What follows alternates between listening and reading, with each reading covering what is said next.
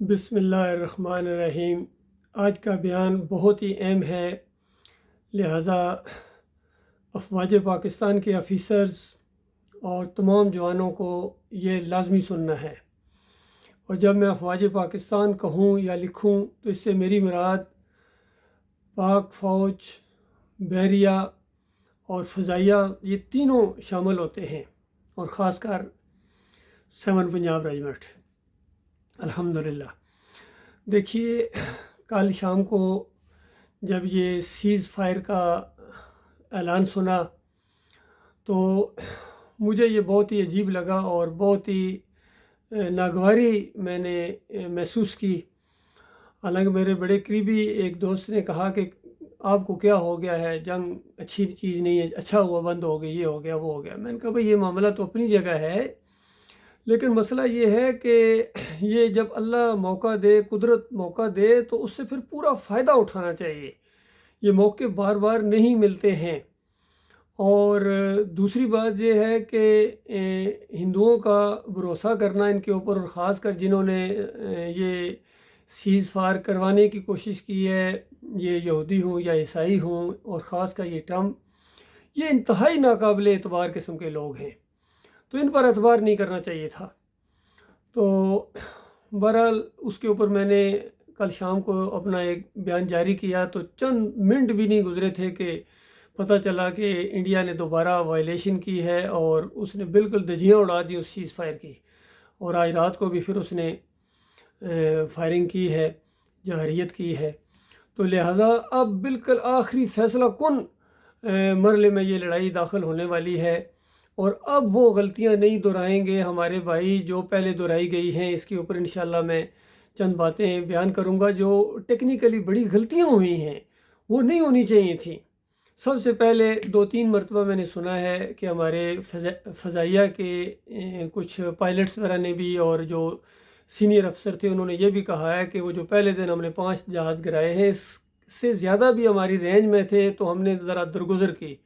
نہ نہ نہ نہ نہ نہ نہ، یہ بہت بڑی غلطی ہے۔ جو چیز رینج میں ہے اس کے بعد صرف اس وجہ سے چھوڑ دینا کہ چلو کوئی بات نہیں، یہ بہت بڑی جنگی غلطی ہوتی ہے۔ اللہ کے بندو، یہ کبھی دوبارہ نہ کرنا۔ تو اس کے بعد پھر جو ہمارا یہ ایگریشن جیسا ہی شروع ہوا ہے، تو یہ انڈیا صلح کی طرف اور سیز فائر کی طرف آگے پیچھے دوڑنا شروع ہو گئے ہیں۔ آپ نے کسی کی پرواہ نہیں کرنی تھی، آپ نے آگے بڑھنا تھا، اور بالکل فریش ہو کے صبح بھی، دوپہر کو بھی، شام کو بھی، جب موقع ملے بس اٹیک پر اٹیک کرتے چلے جاؤ اللہ کے بندو، اور بالکل اس وقت تک جب تک ان کی کمر نہ توڑ دو۔ تو اللہ تعالیٰ نے آپ کو صلاحیت دی ہے، یہ ایک بہت بڑی خوشی ہوئی ہے۔ پہلی دفعہ میں نے اپنی آنکھوں سے اپنی فضائیہ کو لڑتے ہوئے دیکھا، اور یہ چونکہ میڈیا کا دور ہے اور یہ ویڈیو سامنے آ جاتے ہیں، یقین کیجئے، کیونکہ جب سے میں پیدا ہوں، ابھی 61-62 سال میری عمر ہو گئی ہے، میں ہمیشہ جو بھی جس علاقے میں بھی، یعنی اس پوری دنیا میں جہاں دیکھتا ہوں، کہیں نہ کہیں مسلمانوں کو پٹائی ہوتی دیکھی ہے۔ استغفر اللہ، افسوس سے یہ میں بات کر رہا ہوں، دل پر پتھر رکھ کے اور دل خراش لہجے کے ساتھ میرے یہ الفاظ ہیں کہ مجھے بڑی تکلیف ہوتی ہے جہاں کہیں بھی مسلمانوں کو عزیمت اٹھانا پڑے، ان کو پریشان دیکھوں یا ان کی ذلت اور خواری دیکھوں، مجھے بہت زیادہ پریشانی ہوتی ہے۔ لیکن کل دل خوش ہو گیا بالکل، جب ان کافروں کے اوپر، ہندوؤں کے اوپر ہمارے شاہین حملہ کر رہے تھے، اور ایسی ویڈیوز بنی ہیں جو کہا جاتا ہے کہ جو فلموں کے بھی شو نہیں تھے، کسی فلم کے جو اس موضوع کے اوپر بنائی جاتی ہے، جو ہمارے فضائیہ نے اور ہمارے پائلٹس نے جو کرتب دکھائے ہیں، بس دل خوش ہو گیا الحمدللہ، اور بڑی امیدیں پیدا ہو گئی ہیں مجھے تو الحمدللہ، بہت زیادہ بڑی امیدیں پیدا ہو گئی ہیں الحمدللہ۔ یہ قوم آگے بڑھے گی، اور واقعی پاکستان بنے گا، اور پوری دنیا میں یہ اس کا نام ہوگا، اور پاکستان کی نیشنلٹی حاصل کرنا لوگ خواہش کیا کریں گے اور فخر محسوس کریں گے ہمارے پاس ووٹ کی، ہمارے ملک کی، اور ہمارے جو سر ہیں وہ فخر سے بلند ہو جاتے ہیں جب اس طرح کا کوئی ماحول دیکھتے ہیں اپنے ملک کے اندر۔ الحمدللہ یہاں اوورسیز میں انہی میں سے شامل ہوں، تو ہمیں بڑی پریشانی ہوتی ہے اگر ہماری حکومت یا ہمارے لوگ یہ کمزور ہوں اور کوئی اس طرح کی حرکتیں کریں، تو ہمیں بڑی تکلیف ہوتی ہے، بڑی شرمندگی ہوتی ہے۔ تو یہ معاملہ ہے۔ دوسری بات یہ ہے کہ اب چونکہ معاملہ اور آگے بڑھ گیا ہے، اور ان کی انڈیا کی یہ جو وعدہ خلافی ہے یہ بالکل واضح ہوگی، اور انہوں نے تو 48 میں بھی یہی کیا تھا۔ لیاقت علی خان نے ان لوگوں کے اوپر یا اقوام متحدہ کے اوپر اعتماد کر کے جب کشمیر سے اپنی فوجیں واپس بلائیں تو اس کے بعد انڈیا اپنی فوجیں وہاں لے کے آ گیا، تو اسی سے ہمیں سبق سیکھ لینا چاہیے تھا ہمیشہ کے لیے۔ تو تاریخ سے اور جنگوں سے جو سبق نہیں لیتا ہے وہ کبھی نہیں آگے بڑھ سکے گا، یاد رکھیے، وہ پوری دنیا کی قیادت نہیں کر سکے گا۔ لہذا یہ شروع میں ابھی یہ معاملات ہوئے ہیں تو ان کو ہمیشہ کے لیے ایک اپنے اصول کے طور پر اپنے ساتھ لے کے چلیں۔ دیکھیے اسلام کی ٹیچنگ کا انداز بھی یہی ہے۔ جنگ بدر میں اللہ تعالیٰ نے کم تعداد کے باوجود مسلمانوں کو عزت دی اور بڑی زبردست فتح ہوئی، اور سارے بڑے بڑے بدماش اس دور کے مودی اور ٹرمپ اور جتنے بھی تھے وہ مارے گئے، بڑے بڑے سردار ان کے، اور 1 سال بعد پھر وہ بدلہ لینے کے لیے آئے ہیں۔ تو اللہ تعالیٰ نے اس انداز سے سمجھایا کہ دیکھو وہ کافر اور مشرک ہو کے نہیں گھبراتے ہیں، انہیں بھی اسی طرح کی تکلیفیں ہو رہی ہیں جس طرح تمہیں ہو رہی ہیں، لیکن وہ اس چیز کی امید نہیں رکھتے ہیں جو امیدیں تمہیں اللہ سے لگائے بیٹھے ہو، جنت کی اور یہ ساری باتیں۔ لہذا ہمت نہیں ہارنی ہے، وَأَنْتُمُ الْأَعْلَوْنَ إِن كُنتُم مُؤْمِنِينَ، کہ اگر تم صحیح معنوں میں سچے مخلص مومن بن جاؤ اور ایک مومنی کو اور اپنی غلامی اور بندگی کو ثابت کر کے دکھاؤ، تو پھر اسلام کے اندر یاد رکھیے کوئی سرنڈر ہونا یا شکست ہونا یہ چیز ہے ہی نہیں ہے۔ اور یہاں اس نقطے کو میں بیان کر دوں کہ اس سے پہلے جتنی یہ شکست جو کہا جاتا ہے یا کمزوری کہا جاتا ہے، چاہے وہ 71 کی ہو یا 65 میں یا کارگل یا بیچ میں جو بھی معاملات ہوئے ہیں، یاد رکھیے یہ اسلام کی کمزوری نہیں تھی، نہ ہی شکست تھی 71 کی، اسلام کی نہیں تھی، کیونکہ یہ تو مورتی کی پوجا کرنے والوں اور قبر کی پوجا کرنے والے، مزار کی پوجا کرنے والوں کے درمیان لڑائیاں ہوئی ہیں۔ وہ کفر اور ایمان کا معاملہ اور حق و باطل کا معاملہ تو ابھی وہ سٹیج تو سجا ہی نہیں ہے مودی سرکار۔ جب وہ سجے گا، وہ جو ایمان خالص جب آئے گا ہمارے شہروں کے اندر، ہمارے جیلوں کے اندر، جب وہ ایمان آئے گا، فضائے بدر پیدا کر، بدر والوں کا ایمان جب ان کے اندر آئے گا، یہ اللہ کے علاوہ کسی اور سے نہیں ڈریں گے، کسی اور کے سامنے نہیں جھکیں گے، ان سارے بتوں کو توڑ کے آئیں گے میدان جنگ کے اندر۔ تو وہ جو کسی نے کہا کہ یعنی اگر تم مومن بن جاؤ تو اس کے بعد کیا ہوگا، ما سوا اللہ کے آگ ہے تکبیر تیری، یہ تیرا نعرہ تکبیر لگانا یہ گویا آگ کی طرح جائے گا کافروں اور مشرکوں کی طرف۔ تو یہ بالکل گھبرانے کی ضرورت نہیں ہے۔ ابھی بیچ میں کچھ یہ شرکی نعرے بھی لگانا شروع ہو جاتے، بڑی تکلیف ہوتی ہے، اور بڑی افسوس کی بات ہے کہ ابھی اللہ تعالیٰ نے کل اتنی بڑی عزت دی ہے میری قوم کے لوگوں،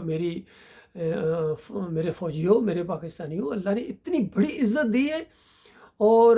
ابھی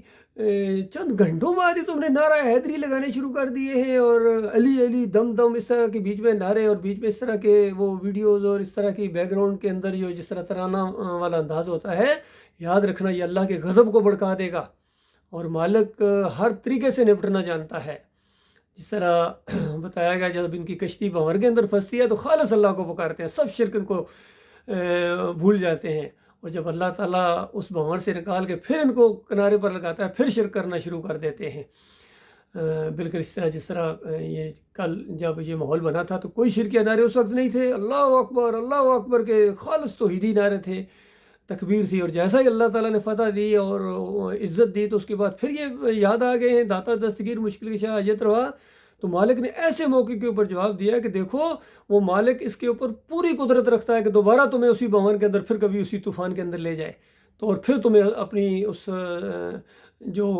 نافرمانی ہے اور شرک اور کفر ہے اس کی سزا تمہیں دے، وہ پوری طرح قدرت رکھتا ہے۔ تو یہ بات ذہن میں رکھیے گا۔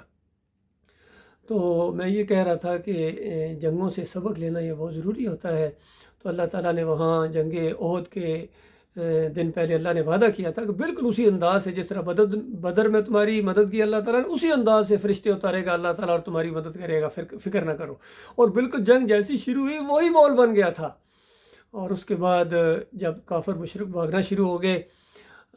تتر بتر ہونا شروع ہو گئے، ان کے سانسیں پھول گئیں جس طرح کل پھولی تھی انڈیا والوں کی، ہندوؤں کی، تو اس کے بعد مسلمانوں نے یہ سمجھا کہ بس اب تو فتح جی، جب بس جیت گئے اب تو ہم ہو گیا معاملہ، وہ انداز نہیں ہے۔ اور 50 تیر انداز جو نبی علیہ السلام نے ایک ٹیکری کے اوپر،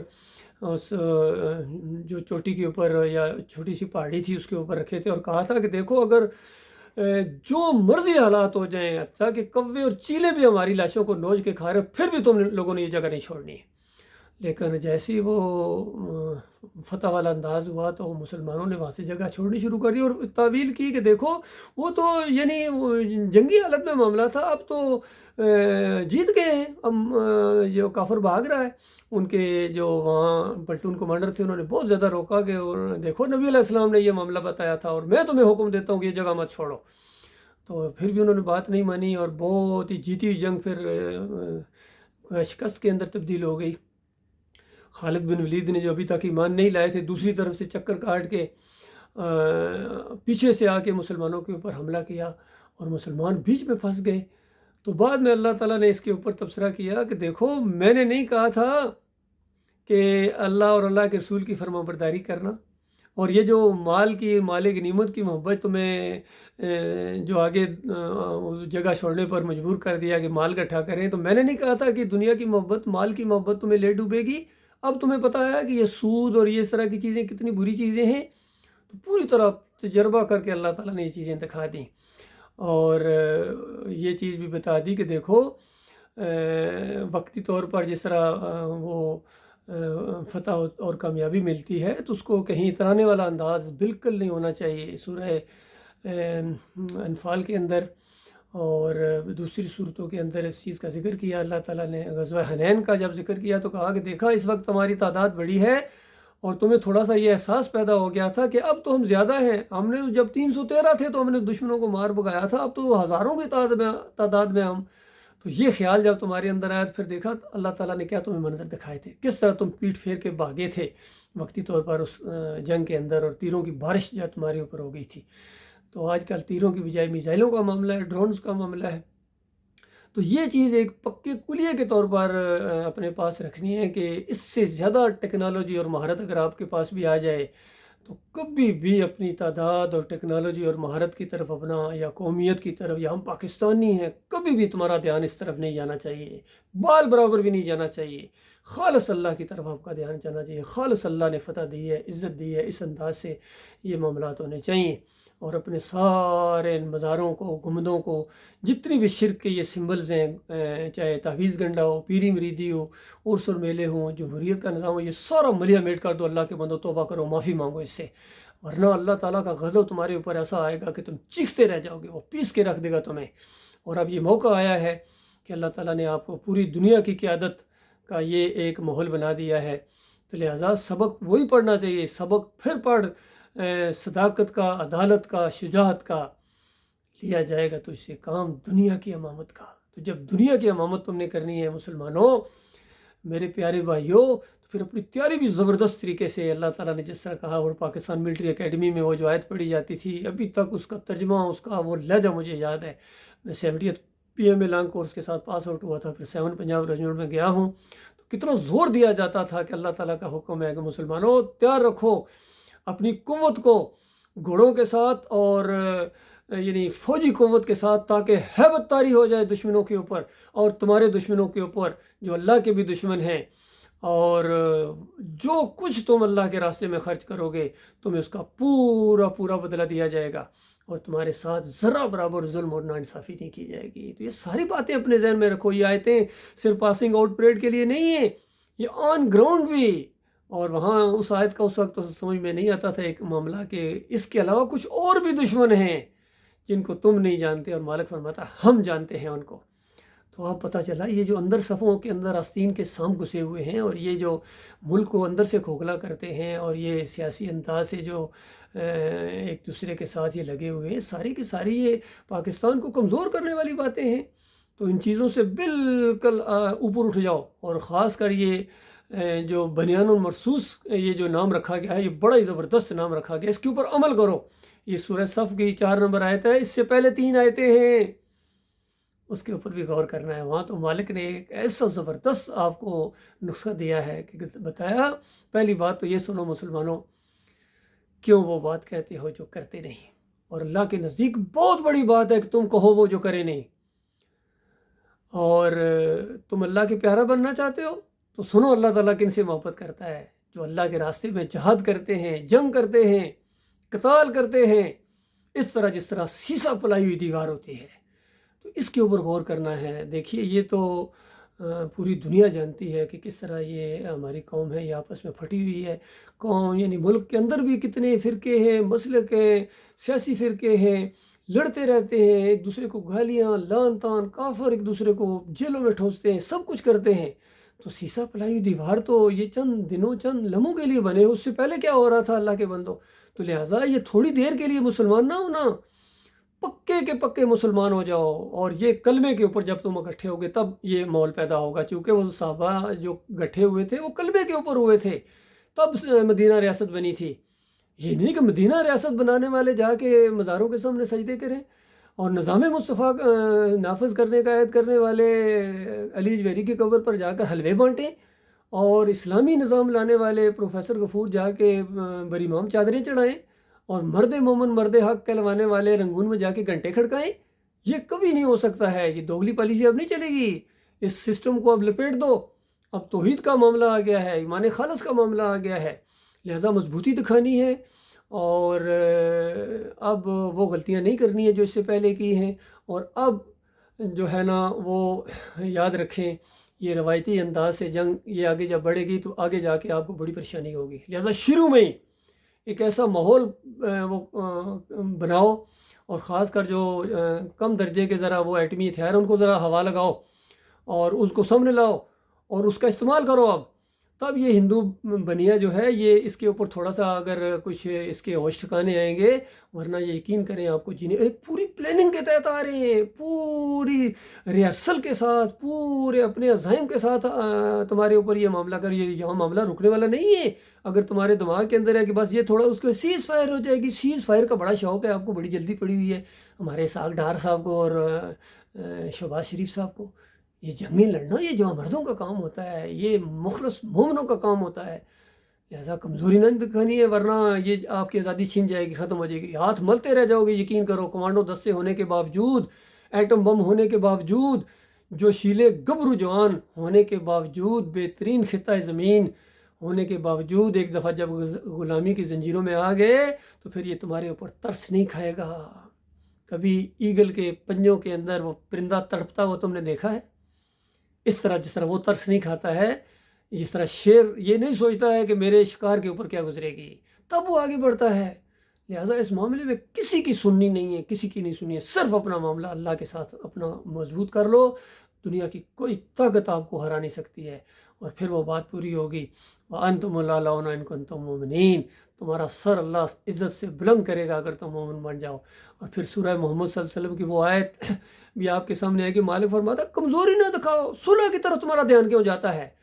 تم مومن ہو، تم جو ہے آگے بڑھو، اللہ تعالیٰ تمہیں دنیا کے اندر بھی عزت دے گا، تمہیں فتح دے گا اللہ تعالیٰ۔ تو فتح کا ماحول بنتا ہے تو تم صلح کی طرف جانا شروع ہو جاتے ہو، یہ بہت بڑی کمزوری ہے، یہ بہت بڑی نادانی ہے، یہ بالکل نہیں سوچنا ہے۔ اللہ تعالیٰ غور و فکر کرنے کی توفیق عطا فرمائے، اللہ تعالیٰ ہمارے ملک کی حفاظت فرمائے، ہماری سرحدوں کی حفاظت فرمائے، ہماری افواج کی اللہ تعالیٰ ہمت دے، اور ان کو ایمان خالص سے نوازے پروردگار عالم، تاکہ جو موت آئے وہ شہادت کی موت آئے، اور مرنے کے بعد جنت الفردوس اپنی باہیں کھول دے۔